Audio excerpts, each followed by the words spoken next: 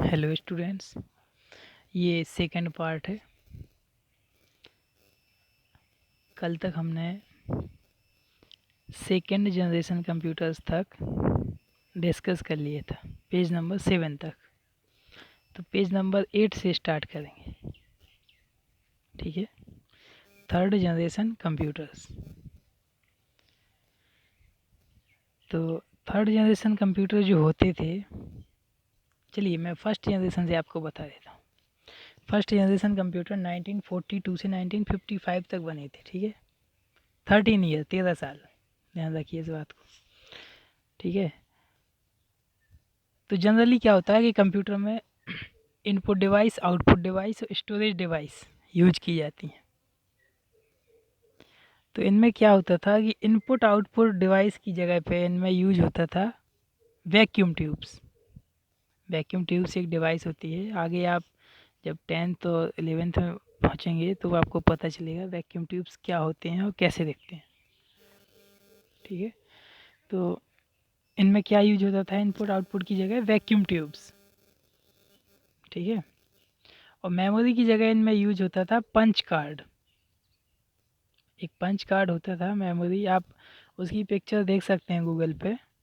Google करिए, punch card लिखिए उसमें, तो पंच कार्ड जैसे होते थे उनकी इमेज आ जाएगी आपके पास, ठीक है। तो इनमें इनपुट आउटपुट डिवाइस की जगह वैक्यूम ट्यूब लगता था और मेमोरी की जगह पंच कार्ड, ठीक है। और ये सिर्फ दो लैंग्वेज सपोर्ट करते थे, एक बाइनरी लैंग्वेज जिसको हम मशीन लैंग्वेज भी बोलते हैं, बाइनरी लैंग्वेज, और दूसरी लैंग्वेज असेंबली, ठीक है। और ये सबसे ज़्यादा साइंटिफिक पर्पस के लिए इनका यूज होता था, क्योंकि इनमें वैक्यूम ट्यूब्स लगे थे तो इनका साइज़ बहुत ही ज़्यादा बड़ा था, साइज़ में बहुत ज़्यादा बड़े थे, कॉस्टली भी थे, और इनका यूज़ जो होता था वो बहुत ही लिमिटेड होता था, ठीक है। इनके कुछ नाम है, कुछ कंप्यूटर्स जो फर्स्ट जनरेशन के कहलाते हैं, आप देख सकते हैं एग्जांपल्स में लिखा हुआ है यहाँ पे। इनाइक, ईडीवैक, ईडीएससीसी, यूनिवैक, IBM 701। तो ये कंप्यूटर कुछ हैं जो कि आपके कैसे कंप्यूटर हैं फर्स्ट जनरेशन के। आप इनकी पिक्चर्स देख सकते हैं, आप गूगल पे जाके इनका नाम सर्च कीजिएगा और लिखिए उसमें फर्स्ट जनरेशन कंप्यूटर्स, तो उनकी पिक्चर्स आपके पास आ जाएंगी, ठीक है। नेक्स्ट है सेकेंड जनरेशन कंप्यूटर्स, 1955 से लेकर 1964। तो अब इनमें क्या हुआ कि वैक्यूम ट्यूब्स को हटा दिया गया क्योंकि वो साइज़ में बहुत ही ज़्यादा बड़े होते थे। अब उनकी जगह पे ट्रांजिस्टर्स लगाए गए जो उनसे छोटे होते थे, लेकिन इनका भी वेट काफ़ी होता था, वज़न ज़्यादा था। इसकी वजह से कंप्यूटर की साइज़ तो थोड़ी सी छोटी हुई लेकिन उसका वेट उतना ही था। तो सेकेंड जनरेशन कंप्यूटर्स में क्या होने लगा कि आपकी बाइनरी लैंग्वेज, असेंबली लैंग्वेज और उसके साथ साथ हाई लेवल लैंग्वेज भी इसमें सपोर्ट होने लगी, ठीक है। इसके कुछ कंप्यूटर्स हैं, हनीवेल 400, IBM CDC 1604। तो इनकी भी पिक्चर्स आप देख सकते हैं गूगल पर, ठीक है। तो ये आपके फर्स्ट जनरेशन के कंप्यूटर से फास्ट थे, साइज में भी थोड़े से छोटे थे, लेकिन वेट में उतने ही थे, है ना। तो क्या था उसमें कि ये कॉस्टली भी होते थे, क्योंकि जब किसी भी चीज़ की जब साइज़ बढ़ती है तो उसकी कॉस्ट ऑटोमेटिक बढ़ जाती है ना। तो उसी तरह से उसके बाद थर्ड जनरेशन कंप्यूटर्स बनाए गए। देखिए, इससे पहले तक जो कंप्यूटर्स थे वो डायरेक्ट किसी न किसी लैंग्वेज को सपोर्ट करते थे, जैसे बाइनरी लैंग्वेज या असेंबली लैंग्वेज या हाई लेवल लैंग्वेज को डायरेक्ट सपोर्ट करते थे। लेकिन इसके बाद जब थर्ड जनरेशन के कंप्यूटर्स आए तो इनमें ऑपरेटिंग सिस्टम्स आने लगे, है ना, ऑपरेटिंग सिस्टम्स। तो जैसे कि थर्ड जनरेशन में एक ऑपरेटिंग सिस्टम होता था MS-DOS, ठीक है। तो इस तरह की ऑपरेटिंग सिस्टम जिसमें कि आपको सिर्फ एक ब्लैक स्क्रीन दिखाई देती थी और उसमें आपको कमांड को टाइप करना पड़ता था, ठीक है। तो इस तरह के, जिसको हम बोलते हैं CUI, कैरेक्टर यूज़र इंटरफेस, उसमें सिर्फ आपको कैरेक्टर्स दिखाई देते थे थर्ड जनरेशन में, 1964 से लेके 1975 तक। तो अब इसमें क्या होता था कि जो ट्रांजिस्टर्स की जगह पे इसमें IC लगाई जाने लगी। IC means integrated circuit, circuit board जो होते हैं, जिसको हम चिप बोलते हैं, है ना। तो इसमें सर्किट बोर्ड का यूज होने लगा, और इसमें मेमोरीज़ की जगह पे, देखो पहले इसमें क्या होता था कि अभी बताया था मैंने, फर्स्ट जनरेशन में मेमोरी की जगह क्या लगता था, पंच कार्ड। सेकेंड जनरेशन में उसके बाद मैग्नेटिक ड्रम्स लगने लगे, ड्रम होते थे मेमोरी के लिए। आप देख सकते हैं कि पिक्चर्स देख लीजिएगा, आपको जिसको भी इसके बारे में कोई क्वेश्चन करना हो तो पहले, उससे पहले आप एक बार उसकी पिक्चर्स को देख लीजिए। तो थर्ड जनरेशन में क्या होने लगा, फिर हार्ड डिस्क का यूज़ होने लगा, ठीक है। और इनपुट आउटपुट डिवाइसेस भी यूज होने लगी, माउस कीबोर्ड। इससे पहले वाले कंप्यूटर्स में माउस कीबोर्ड नहीं था, ठीक है, उनकी जगह वैक्यूम ट्यूब ट्रांजिस्टर्स थे। तो इसके बाद ये हाई लेवल लैंग्वेज भी सपोर्ट करने लगी। तो ये बाकी दोनों से फास्ट था, फर्स्ट और सेकंड जनरेशन से क्या था, ये फास्ट था, रिलायबल भी था, और उतना एक्सपेंसिव भी नहीं था, यानी कि सस्ता था, काफ़ी सस्ता था। यानी कि इसको कोई भी, किसी भी ऑफिस में कोई भी पर्सन इसको यूज कर सकता था, इतना महंगा नहीं था ये, है ना। और फोर्थ जनरेशन 1975 से लेके 1989 तक,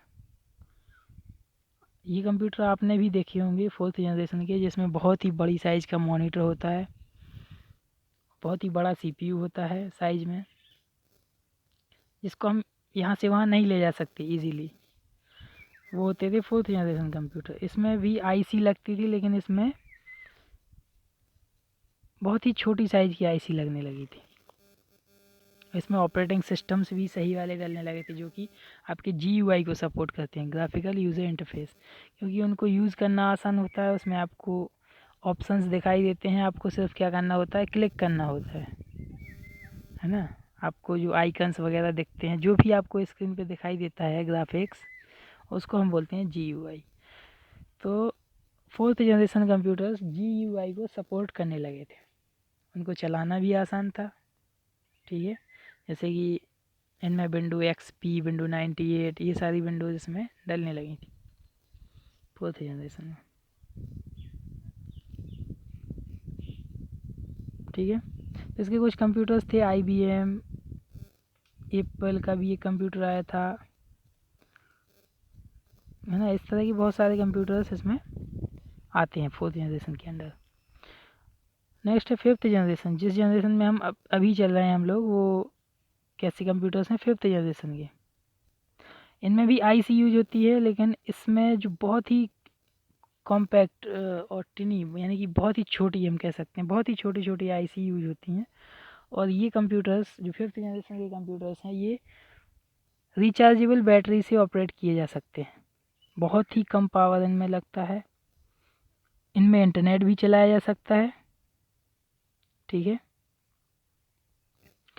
और इसके साथ साथ इसमें बहुत सारे इसके लिए सॉफ्टवेयर्स भी आते हैं, क्योंकि पहले जो थर्ड और फोर्थ जनरेशन के कंप्यूटर्स थे, उनके लिए सॉफ्टवेयर्स ज़्यादा अवेलेबल नहीं थे, है ना।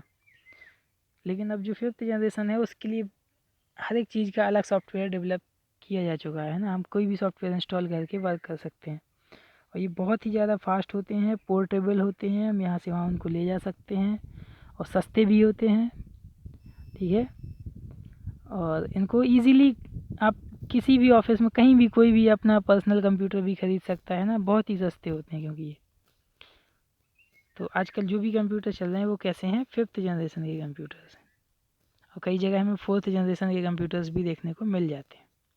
उसके पहले की जो जनरेशन्स हैं, वो कंप्यूटर अब अवेलेबल नहीं है, और इनको आप देखना चाहें तो आप गूगल करके इनको देख सकते हैं, इनकी सारी डिटेल्स ले सकते हैं। चलिए, नेक्स्ट है बेस्ड ऑन पर्पस। अब कंप्यूटर को क्लासीफाई किया गया है बेस्ड ऑन पर्पस, यानी कि कंप्यूटर दो तरह के होते हैं इसके according. General purpose and special purpose. अगर हम जनरल पर्पस की बात करेंगे तो ऐसे कंप्यूटर जो जनरली लोग यूज करते हैं, जैसे कंप्यूटर लैब में जो कंप्यूटर्स हैं वो कैसे हैं, general purpose. General purpose computers are the computer that can be used for all general needs, all environment and users. They are the versatile computers. ऐसे कंप्यूटर जो हर एक चीज़ में यूज किए जा सकते हैं उनको हम जनरल पर्पस बोलते हैं सिंपली। ठीक है। Special purpose computer, special purpose computer वो होते हैं जो किसी एक स्पेशल वर्क करने के लिए बनाए जाते हैं। जैसे कि अगर मैं बात करूँ कि अगर कोई, जैसे आपकी जो स्पेस एजेंसी है नासा, अमेरिका की जो स्पेस एजेंसी है नासा, वहाँ जो कंप्यूटर्स यूज किए जाते हैं वो जो कंप्यूटर होते हैं वो होते हैं स्पेशल पर्पस कंप्यूटर्स, है ना। इसरो में भी जो कंप्यूटर्स यूज किए जाते हैं वो भी स्पेशल पर्पस कंप्यूटर हैं। और जो भी बड़ी बड़ी लैब वगैरह हैं, जो भी कंप्यूटर सर्वर कंप्यूटर्स होते हैं, वो सब कैसे कंप्यूटर होते हैं, स्पेशल पर्पस। वेदर एनालिसिस के लिए जो कंप्यूटर यूज किए जाते हैं वो भी स्पेशल पर्पस होते हैं। ठीक है। इनको हम लोग जनरली यूज़ नहीं कर सकते। We can not use it for playing games, हम इनमें गेम वगैरह नहीं खेल सकते, है ना। तो जो ऐसा कह सकते हैं कि जो कंप्यूटर हम लोग यूज करते हैं तो वो होते हैं जनरल पर्पस। उसके अलावा जो, जैसे आपने देखा होगा हॉस्पिटल में जो मशीनें होती हैं, बोलते हैं कि जो ट्रीटमेंट है कंप्यूटर से किया गया है, या कोई भी चेकअप, है ना, मेडिकल चेकअप जो होते हैं वो कंप्यूटर्स की हेल्प से होते हैं, तो वो भी आपके स्पेशल पर्पस कंप्यूटर्स होते हैं। ठीक है। उसके अलावा बाकी सारे कैसे हैं आपके जनरल पर्पस कंप्यूटर। बस इतना ध्यान रखिएगा, और डेफिनेशन अपने हिसाब से हम बनाएंगे, कोई दिक्कत नहीं है इसमें, इसमें बहुत सारा लिखा हुआ है कंटेंट। तो आज के लिए बस इतना ही, और इसके लिए आपका आज का होमवर्क है क्वेश्चन नंबर 1। क्वेश्चन नंबर 1 डालिए, जो भी आपका क्वेश्चन है उसको लिखिए, उसका आंसर मैं आपको बता देता हूँ। वीडियो पॉज कर लीजिएगा और उसके बाद उसको अपनी नोटबुक में लिख लीजिए।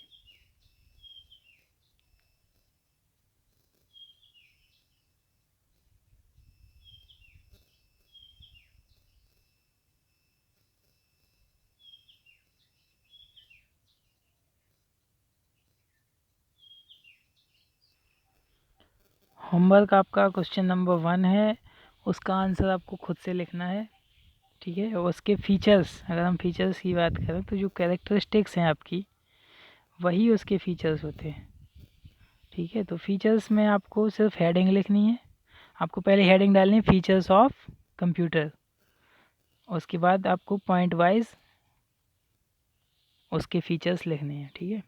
फीचर्स में आपकी दो चीज़ें नहीं आएंगी, जो कैरेक्टरिस्टिक्स में आपके 2 पॉइंट हैं, नो फीलिंग्स और नो आईक्यू, वो 2 पॉइंट छोड़ दीजिएगा, बाकी सभी पॉइंट्स के नाम आप लोग लिख दीजिए, तो वो आपके फीचर्स हो जाएंगे। और कंप्यूटर की डेफिनेशन, कंप्यूटर की डेफिनेशन कुछ इस तरह होगी, computer is an electronic device use to perform various task. और इस तरह से कोई भी आपको जो भी डेफिनेशन कंप्यूटर की याद हो वो लिख लीजिएगा। ठीक है। आइए, आप इंटरनेट की आप हेल्प ले सकते हैं इसके लिए। ठीक है। कोई भी डेफिनेशन गलत नहीं है, बस उसको एक आपको सही मैनर में लिखना है। ठीक है। आज के लिए बस इतना ही, कल देखते हैं बाकी। Thank you.